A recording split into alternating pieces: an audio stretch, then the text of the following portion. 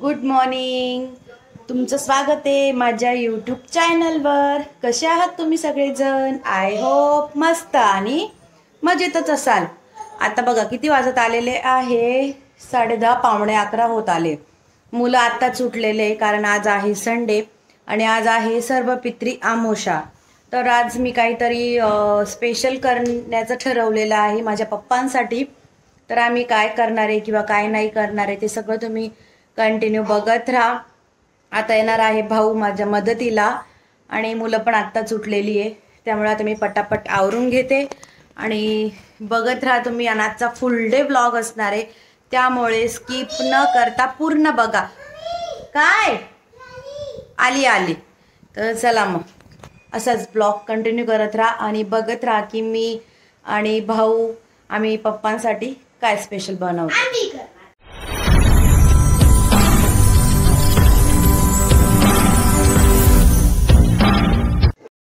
घरातलं माझं टोटल काम आवरलेलं होतं त्यावेळेस, आणि काम आवरता मी कुकरला लावलेले होते बटाटे आणि तो कुकर झालेला होता. मग म्हटलं चला आता तो येईपर्यंत आपण बटाट्याची साल वगैरे काढून घेऊ. आणि बटाटे लावलेले आहेत यावरून तुम्हाला अंदाज आलाच असेल की आम्ही काय बनवणार आहोत. तर हो, माझ्या पप्पांना बटाटे वडे खूप आवडायचे, म्हणजे घरी बनवलेला बटाटा वडा त्यांना खूप आवडायचा हॉटेलपेक्षा. तर भाऊ म्हटलेला की आपण बटाटे वडे करू आणि तेच गरिबांना देऊया. तर मग तो येणारच होता, पण तो यायच्या आधी मी म्हटलं जेवढं होईल शक्य तेवढी आपण तयारी करून ठेवूया. तर माझी इथं सुरुवात झालेली होती. बटाटे थोडे गरमच होते, गरम असतानाच माझं बटाट्याचं साल काढायचं काम चालू होतं. आणि मी काही काम करत असली आणि माझे पोरं मला त्रास देणार नाही असं तर अजिबात होणार नाही.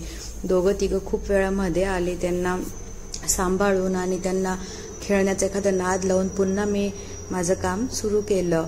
तर असं चाललेलं होतं बटाटे वडे बनवण्याचं काम.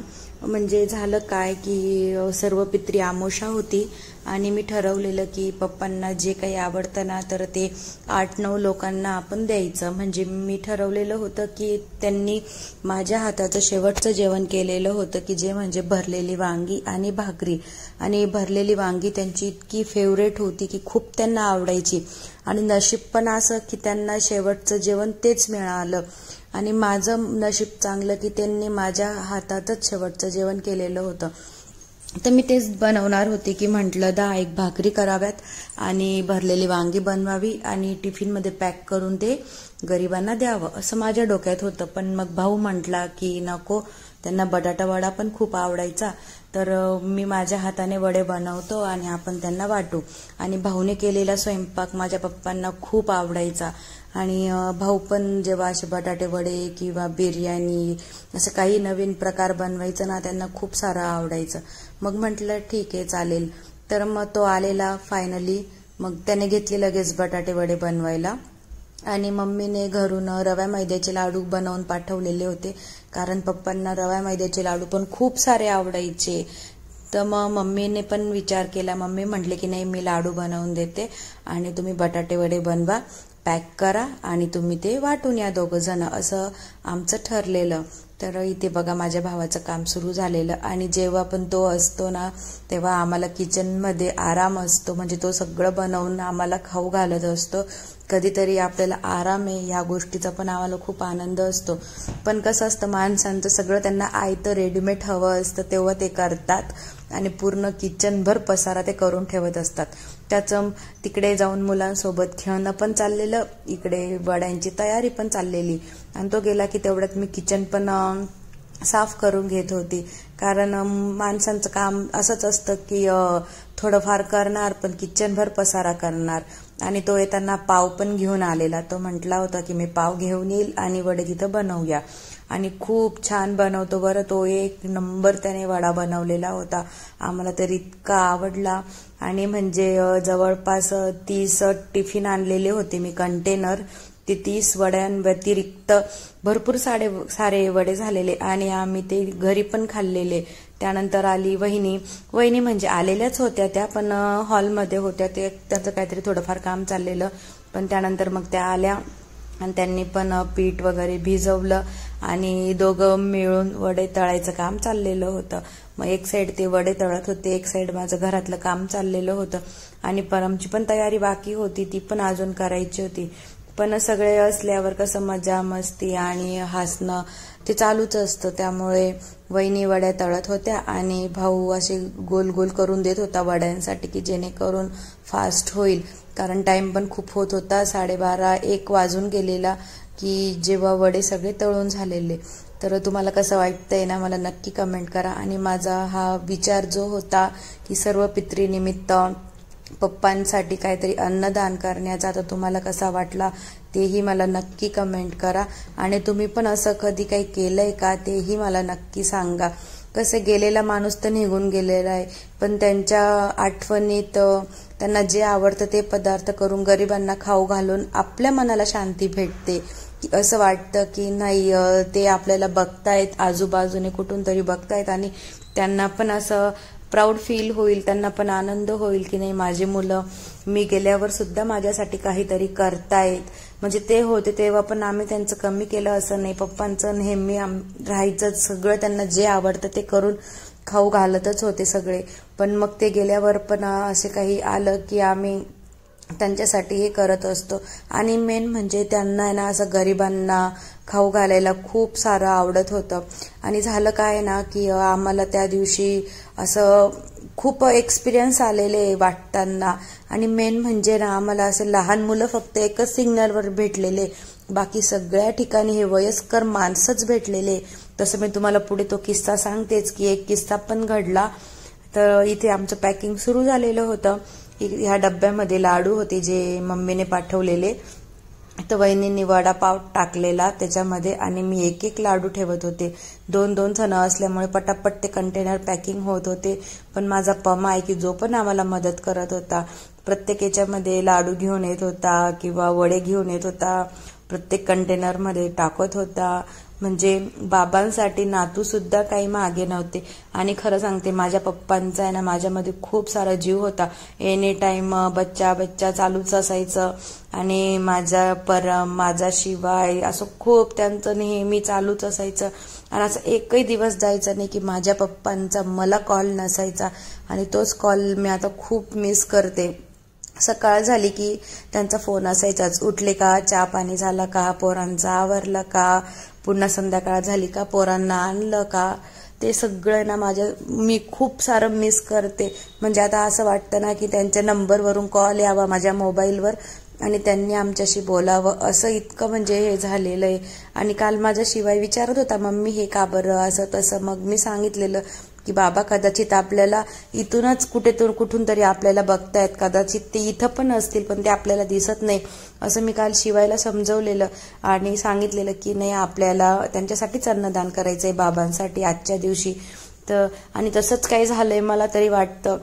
आणि काय माहित नाही, पण लहान मुलांपेक्षा आम्हाला काल सगळे वयस्करच माणसं भेटले की ज्यांचं वय पण असं 60-65च्या पुढेच होतं.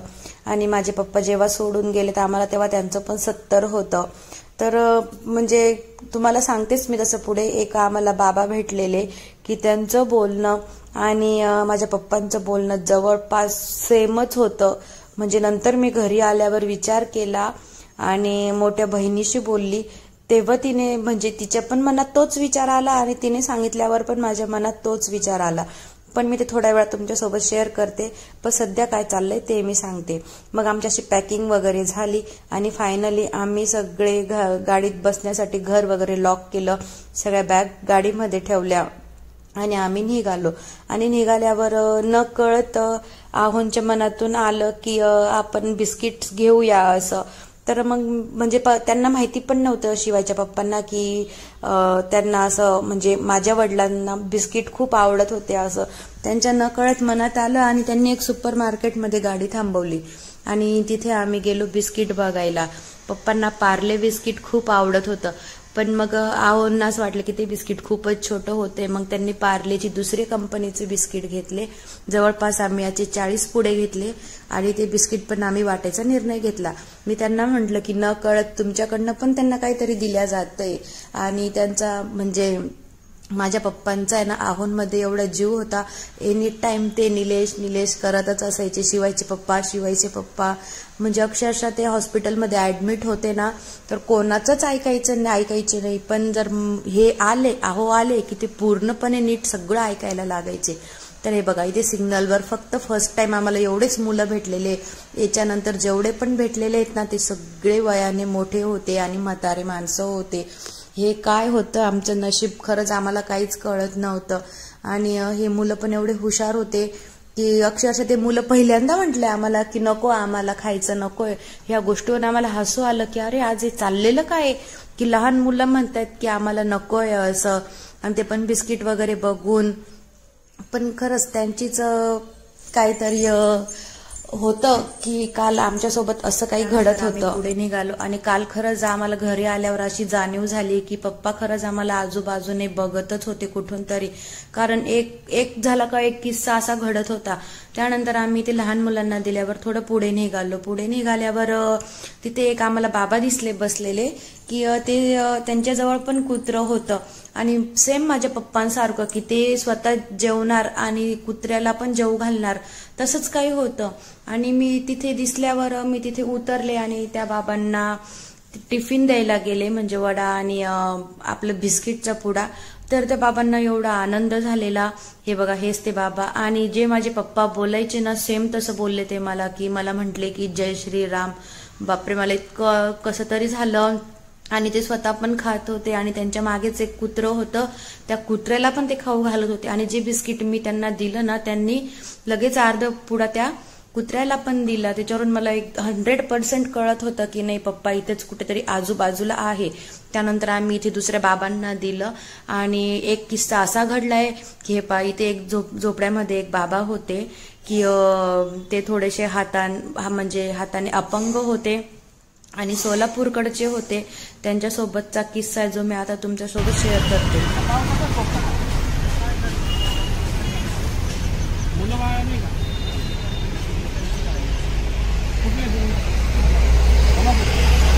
कुठले बाबा? सोलापूर. ओ बापरे, तरी बाबांना असं सोडून दिलेलं आहे. किस्सा या बाबांसोबतचा आहे. ह्या बाबांना पण 2 मुली 1 मुलगा. आणि हे बाबा जसं बोलत होते ना सेम वाक्य सेम तसं माझ्या पप्पांचं होतं. आणि हे सगळं मला कधी कळलं जेव्हा मी घरी आली आणि माझ्या मोठ्या बहिणीला सांगितलं की एक बाबा भेटलेले आणि असं असं झालं. तर झालेलं काय, ह्या बाबांना आम्ही देणार होतो ही गादी झोपण्यासाठी. तर ह्या बाबांचं ना इकडे होता एक खराटा. ते मला म्हटलेले की पोरी खराटा आण. मी म्हंटले भाऊ त्या खराट्यात जीव नाही रे. तर तरी ते जसे माझे पप्पा म्हणायचे ना नाही ग आण ग चांगलं आहे, तसंच ते बोलले. त्यांनी भाऊकडनं तिथे खराटा मारून घेतला, पूर्ण जागा क्लीन करून घेतली आणि त्याच्यावर त्यांनी गादी टाकायला लावली की जी गादी आम्ही त्यांना झोपण्यासाठी दिलेली. आणि गादी टाकल्यानंतर ते म्हटले की ते माझे 10 रुपये होते, कुठे गेले. तर मी म्हटली जाऊ द्या, म्हटलं 10 रुपयाचं काय करतात बाबा, मी तुम्हाला 30 रुपये देते. असा विषय झाला. तर मग आहोंनी एक 20ची एक 10ची नोट दिली. तर भाऊने काय केलं, त्यांना फक्त 10 रुपये दाखवले. लगेच ते म्हणतात 10 रुपये नाही, तुम्ही 30 रुपये बोलली ही पोर. तर मग त्याने परत 20 रुपये दिले. तर म्हटले एकात एक नोटा घालून दे. बापरे, म्हणजे हे जे त्यांचं बोलणं होतं ना ते पूर्ण पप्पांसारखंच होतं. आणि पप्पांना पण आहे ना पैसे जे होते ना त्या एकात एक घालूनच ठेवायची सवय होती.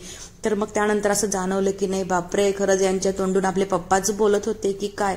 त्यानंतर आम्ही फायनली आलो एका हॉटेलमध्ये, कारण आजपासून नवरात्र सुरू होणार होती. तर मी म्हटलं मी आता घरामध्ये नॉनव्हेज बनवणार नाही. भाऊ आणि यांना आणि आम्हाला नॉनव्हेज हे लागतच असतं. मग फायनली आम्ही एक शौर्यवाडा म्हणून एक खूप छान हॉटेल आहे, त्याचा ब्लॉग तुम्ही आधी बघितलेला आहे. तिथं आलो आम्ही नॉनव्हेज खाण्यासाठी. आणि इथे होतं एक फन गेम की जो माझ्या शिवायला खेळायचा होता. पण त्याचं काय झालंय हे त्याने म्हणजे 2-3 वेळा हा गेम ट्राय केलेला आहे, त्यामुळे त्याला एवढं काही वाटत नव्हतं आणि जास्त काही घाबरत नव्हता. पण जाम त्याची म्हणजे घाबरत तर होताच तो, पण दाखवत नव्हता. आणि छान असं हॉटेल होतं मस्त. तिथे पण शेजारी आजी बाबा असे त्यांनी स्टॅच्यू बनवलेले होते. आणि हे जे हॉटेल आहे ना याच्या खूप साऱ्या ब्रांचेस आहे. कदाचित तुमच्या पण सिटीमध्ये शौर्यवाड्याची ब्रांच असू शकते. आणि जर असेल ना तर मला नक्की कमेंट करा तुम्ही पण या हॉटेलला भेट दिलेली का, आणि नसेल दिलेली तर एकदा नक्की भेट द्या. खूप छान हॉटेल आहे, खूप छान टेस्ट आहे, व्हेज नॉन व्हेज दोघं काही इथे अवेलेबल आहे. आणि आता तर सध्या इकडे गेम वगैरे पण खूप आलेले आहे आमच्या नाशिकमध्ये. आणि ते बघा त्याचा मामा आहे ना मुद्दाम त्याला असं चिडवत होता. शेवटी मी त्याला इथे बोललेली की जा तू थोडा फ्रेश होऊन घे, कारण त्याने अक्षरशः त्या बाबांची खूप सेवा केली. त्या बाबांना म्हणजे चालता म्हणजे उठता येत नव्हतं, त्याने त्यांची ती पूर्ण झोपडी क्लीन करून तिथे गादी टाकून दिली त्यांच्यासाठी. आणि अजून म्हणजे कोणी केलं नसतं असं, पण माझ्या भावाने पण केलं आणि ते माझ्या पप्पांनी करवून घेतलं का काय हे आमच्या मनात आलं. आणि हे तेव्हाच मनात आलं जेव्हा माझ्या बहिणीने मला सांगितलं. आणि खरंच काल म्हणजे जसं काही पप्पाच आमच्या आजूबाजूला होते असे अनुभव आम्हाला येत गेले. नाहीतर आम्ही कसं कधी ऐकलेलं नाहीये की म्हणतात की नको आम्हाला नाही पाहिजे जेवायला, असं अक्षरशः काल आम्हाला ऐकायलाही भेटलं. तर ठीक आहे, असं काही होतं आमचं कालचं सर्व पितृनिमित्त आम्ही पप्पांसाठी केलं अन्नदान. तर तुम्हाला कसं वाटलं मला नक्की कमेंट करा. आणि जर काही चुकलं असेल तर तेही मला नक्की. फायनली आलो घरी येते वाजले 4:30. आज तर ऊन खूप पडले त्यामुळे पाऊस नव्हता.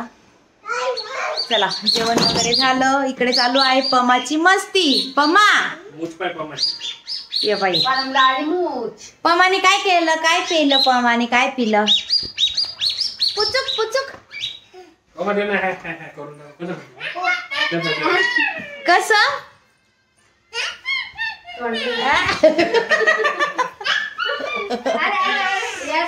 चला मग ब्लॉग कंटिन्यू करा. आता संध्याकाळीच घेईल डायरेक्ट, काय नाही संध्याकाळचं तेव्हा तुमच्याशी शेअर करते. चला आता करते मी थोडासा आराम, कारण गरमी खूप होती त्यामुळे खूप गरम होत होतं, घाम पण खूप येत होता.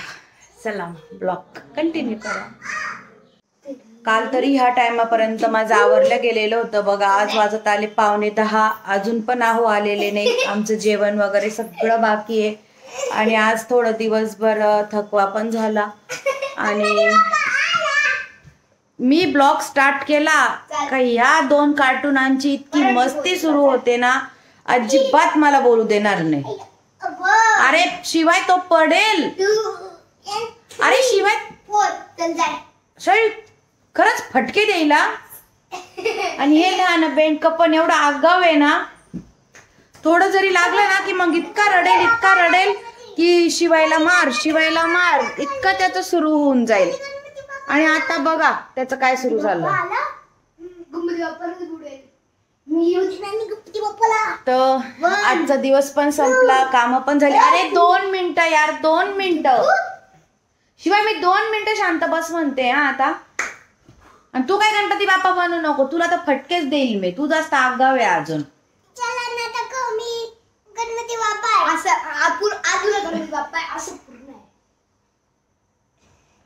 इतके डेंजर कार्टून आहे यार माझे.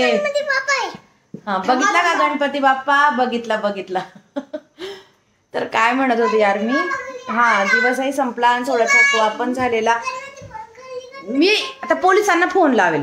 लावू का? शिवाय तो पडेल, शिवाय